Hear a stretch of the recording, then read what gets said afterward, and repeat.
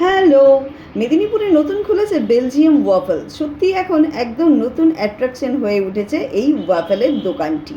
আর এটা মেদিনীপুরে কেরানিটোলাতে অবস্থিত। আর এটা জাস্ট এই ভ্যালু অ্যান্ড ভ্যারাইটির অপোজিটে রয়েছে। সেদিন সন্ধ্যেবেলায় আমরা এখানে গিয়েছিলাম আর বলতে হবে দারুণ একটা এক্সপিরিয়েন্সও গ্যাদার করেছি। অনেকদিন পর চকলেট ওয়াফল খেতে খেতে এত সুন্দর একটা ইভিনিং কাটালাম।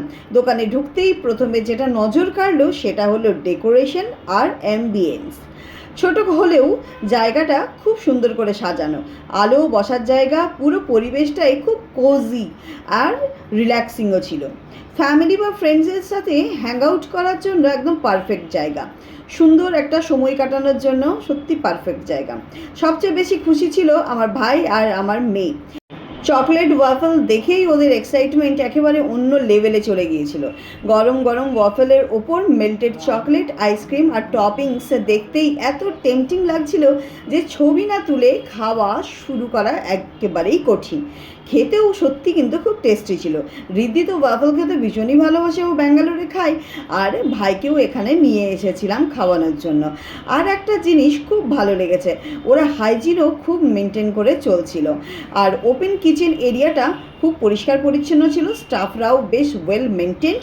খাবারের জায়গায় ক্লিনলিনেস খুব ইম্পর্টেন্ট, তাই সেটা দেখেও আমার খুব ভালো লাগলো।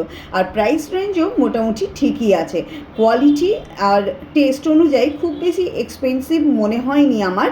মাঝে মাঝে ফ্যামিলি নিয়ে এই রকম আউটিং করলে মনটাও ভালো হয়ে যায়। আর সত্যি কথা বলতে মেদিনীপুরে এই রকম নতুন নতুন জায়গা খোলা দেখতে খুবই ভালো লাগছিল। আর এই ধরনের নতুন সংযোজনগুলো দেখেও খুব ভালো লাগছিল। শহরটা ধীরে ধীরে আরও মডার্ন হয়ে যাচ্ছে, নতুন ফুড কালচার অ্যাড হচ্ছে, এটা দেখেও ভালো লাগছে।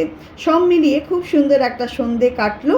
আর চকলেট ওয়াফল, ফ্যামিলি টাইম আর সুন্দর অ্যাম্বিয়েন্স সব মিলিয়ে ইভিনিংটা একেবারে মেমোরেবল হয়ে রইল। চলুন তাহলে এখানে ওয়াফল খেতে খেতে এবার আমরা বাড়ি যাই। ব্লগটা এখানে শেষ করছি। টাটা।